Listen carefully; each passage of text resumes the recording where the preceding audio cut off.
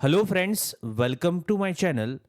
इस वीडियो में हम प्रोग्रामिंग लैंग्वेज के हिस्ट्री के बारे में सीखेंगे। तो चलिए शुरू करते हैं। इमेजिन करो, अगर आपको कंप्यूटर का प्रोग्राम करने के लिए बोला जाए और बोला जाए कि आपको सिर्फ जीरो और वंस में ही प्रोग्राम अगर लिखना है, तो सोचिए वो कितना डिफिकल्ट हो जाएगा। लेकिन मॉडर्न डेज में हम क्या करते हैं, हम यूज करते हैं प्रोग्रामिंग लैंग्वेज, जैसे पाइथन हो गया, जावा या फिर गो लैंग्वेज हो गई एंड सो ऑन। तो एक क्वेश्चन आता है कि प्रोग्रामिंग लैंग्वेज इतनी इजी कैसे है और इतनी इजी कैसे हो गई। तो उसको समझने के लिए प्रोग्रामिंग लैंग्वेज की हिस्ट्री को समझना बहुत इंपॉर्टेंट है। तो इस वीडियो में हम प्रोग्रामिंग लैंग्वेज की हिस्ट्री को समझेंगे। तो चलिए शुरू करते हैं। तो 1940s में सबसे पहले जो लैंग्वेज थी वो थी machine level language. Machine level language यानी क्या होता था, आपको बाइनरी में यानी जीरो और वंस की फॉर्म में आपको प्रोग्राम्स को लिखना पड़ता था। तो उसका बेनिफिट ये था कि आप डायरेक्टली हार्डवेयर में प्रोग्राम लिखते थे, तो वो काफ़ी ज़्यादा फास्ट था। लेकिन एक ड्रॉबैक था कि उसको जीरो और वंस के फॉर्म में लिखना पड़ता था, इसलिए वो बहुत ज़्यादा डिफिकल्ट था अंडरस्टैंडिंग पॉइंट ऑफ व्यू से। प्रोग्रामिंग में बहुत ज़्यादा टाइम लगता था, वो बहुत ज़्यादा टाइम कंज्यूमिंग था, क्योंकि जीरो वंस के फॉर्म में हमें लिखना था। और एरर अगर आ गया तो उसको रेक्टिफाई करना वो भी बहुत डिफिकल्ट था। तो इसलिए जो प्रोग्रामर्स थे वो नई प्रोग्रामिंग लैंग्वेज के खोज में थे। तो 1950s में एक नई लैंग्वेज डेवलप हुई, उसको कहा जाता है असेंबली लेवल लैंग्वेज। ये लैंग्वेज मशीन लेवल लैंग्वेज से थोड़ी इजी थी। क्यों इजी थी? क्योंकि यहां पे सिंबॉलिक रिप्रेजेंटेशन था। तो अब यहां पे मुझे जीरो और वंस में प्रोग्राम लिखने की जरूरत नहीं है। डायरेक्टली मैं यहां पे लिख सकता हूं मूव, ओके। और अगर आपको ऐड करना है प्रोग्राम तो आप ऐड, सबट्रैक्ट, इस तरीके से आप लिख सकते थे। ये सिंबॉलिक रिप्रेजेंटेशन था। लेकिन फिर भी असेंबली लेवल लैंग्वेज में कुछ डिफिकल्टी थी। वो बहुत ज़्यादा हार्डवेयर डिपेंडेंट थी। यानी अगर मैंने मान लीजिए कि सपोज एक पीसी पे अगर प्रोग्राम लिखा, तो वो मेरा प्रोग्राम दूसरे पीसी पे नहीं चल सकता था। दूसरे पीसी के लिए मुझे फिर से प्रोग्राम लिखना पड़ता था, क्योंकि वो हार्डवेयर डिपेंडेंट था।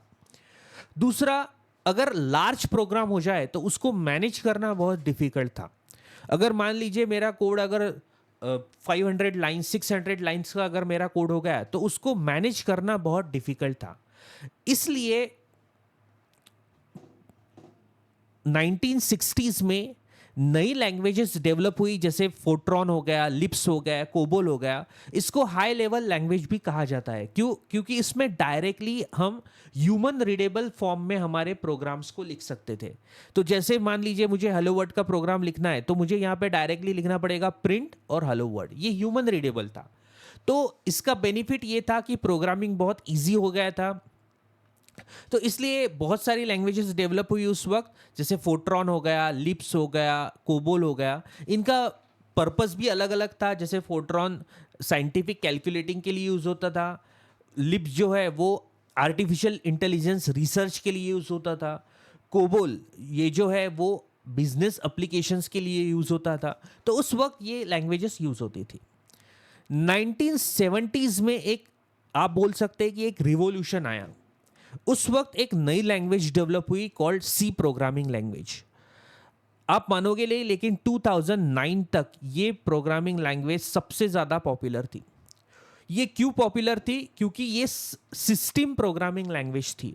तो अगर आपको मान लीजिए कोई हार्डवेयर से रिलेटेड कोई प्रोग्रामिंग करनी है, तो मान लीजिए आप कोई सॉफ्टवेयर के लिए कोई ड्राइवर क्रिएट करना है, या फिर मान लीजिए आपको कोई ऑपरेटिंग सिस्टम क्रिएट करना है, जैसे कि यूनिक्स ऑपरेटिंग सिस्टम है, ये पूरा सी प्रोग्रामिंग में डेवलप हुआ है। तो इस तरीके से अगर आपको कोई प्रोग्रामिंग करनी है तो आप डायरेक्टली सी प्रोग्रामिंग में वो प्रोग्रामिंग कर सकते थे। और सी को मिडल लेवल लैंग्वेज भी कहा जाता है, क्योंकि आप उसमें असेंबली का भी कुछ पार्ट कर सकते हो, और हाई लेवल लैंग्वेज तो वो थी ही। तो इस तरीके से सी बहुत ज़्यादा पॉपुलर थी। उसके बाद 1980s में नई लैंग्वेज आई, वो भी बहुत पॉपुलर थी। उसको कहा जाता है जावा लैंग्वेज। तो बहुत सारे बिजनेस एप्लीकेशंस, जैसे बैंकिंग एप्लीकेशंस हो गए या बहुत सारे एप्लीकेशंस हो गए, वो जावा में लिखे गए थे। उसका एक रीजन था, 1990s में जब ये जावा डेवलप हुई तब इंटरनेट बूम पे था। तो उस वक्त जावा ने क्या किया, उसके JSP सर्वलेट करके एक फंक्शन को इंट्रोड्यूस किया। उस वजह से बहुत इजी हो गया था इंटरनेट के लिए जावा का प्रोग्राम लिखना। और जावा सिक्योर थी क्योंकि जावा में कंपाइलर और इंटरप्रेटर दोनों भी यूज होते थे, इस वजह से जावा सिक्योर थी। और जावा का सबसे इंपॉर्टेंट पार्ट था, ये प्योरली ऑब्जेक्ट ओरिएंटेड लैंग्वेज थी। ओके, जो भी आपको काम करना है वो पूरा ऑब्जेक्ट ओरिएंटेड था।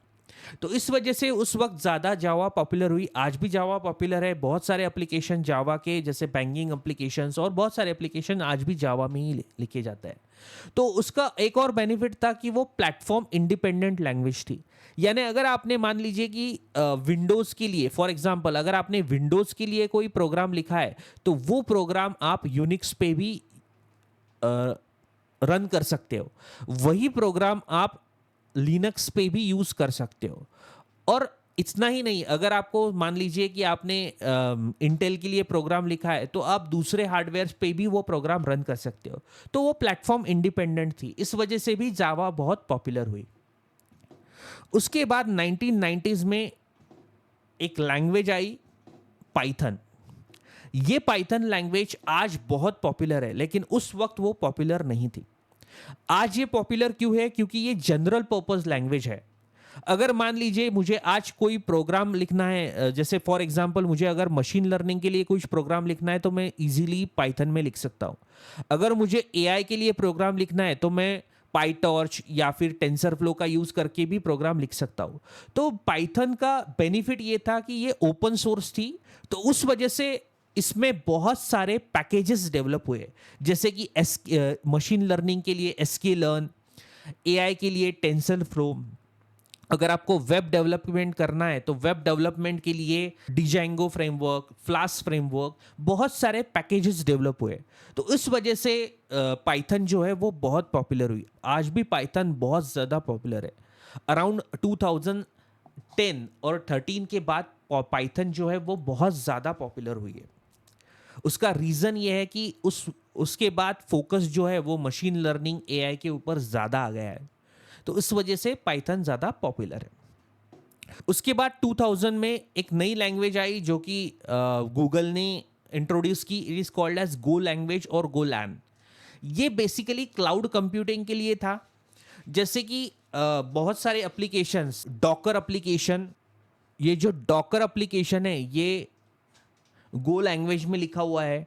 कुबरनेट जो है वो भी गो लैंग्वेज में, कुबरनेट जो है वो भी गो लैंग्वेज में लिखा हुआ है। तो इस पर्पस के लिए जो भी क्लाउड कंप्यूटिंग के रिलेटेड या माइक्रो सर्विसेज के रिलेटेड जो भी आपको फंक्शनलिटी चाहिए, तो आप गो लैंग्वेज यूज कर सकते हो। तो देखिए 2014 से लेके तो 2025 तक बहुत सारे लैंग्वेजेस डेवलप हुई है, और इन लैंग्वेजेस का पर्पस भी डिफरेंट डिफरेंट था। जैसे कि एसक्यूएल जो है वो बेसिकली डेटाबेस से रिलेटेड के लिए यूज होता है, और सी जो है, सी प्लस प्लस जो है वो बेसिकली सिस्टम प्रोग्रामिंग के लिए यूज होता था। जावा जो है वो इंटरनेट के लिए यूज होता था, और पाइथन जो है वो जनरल पर्पस है, वो machine learning, AI, artificial intelligence या फिर वेब डेवलपमेंट, इस सारे के लिए यूज होता था। और जो आर लैंग्वेज है वो साइंटिफिक कैलकुलेशंस के लिए आजकल यूज होता है। तो आजकल फोर्ट्रॉन यूज नहीं होता, साइंटिफिक कैलकुलेशंस के लिए पीपल आर लैंग्वेज को यूज करते हैं। तो इस तरीके से बहुत सारी लैंग्वेजेस है, और बहुत सारी लैंग्वेजेस के बहुत सारे एप्लीकेशंस है। लेकिन ये जो पाइथन लैंग्वेज है, ये उसमें बहुत सारे पैकेजेस होने की वजह से वो बहुत ज़्यादा यूजफुल है, बहुत ज़्यादा पॉपुलर है। तो इस सीरीज में हम पाइथन के ऊपर फोकस करेंगे। अगर आपको ये वीडियो अच्छा लगा तो इसको लाइक, शेयर और सब्सक्राइब करना ना भूलिए। Thank you.